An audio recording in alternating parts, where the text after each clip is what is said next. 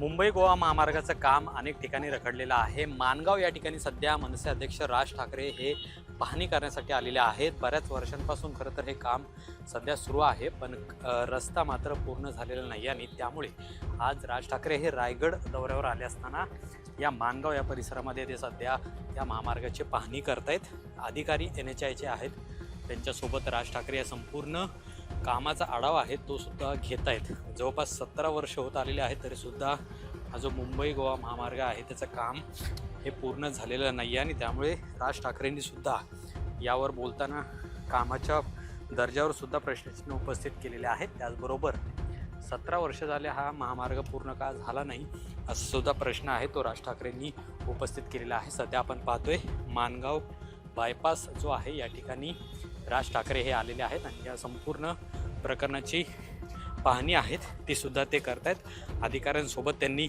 चर्चा सुद्धा केलेली आहे। खरं तर इथले जे स्थानिक लोकप्रतिनिधी आहेत यांच्या हस्तक्षेपामुळे हा महामार्ग होत नाहीये, कॉन्ट्रॅक्टर केलेले आहेत। Cameraman Rohit Vankatecha Amol Dharmadhikari NS Marathi Raigad.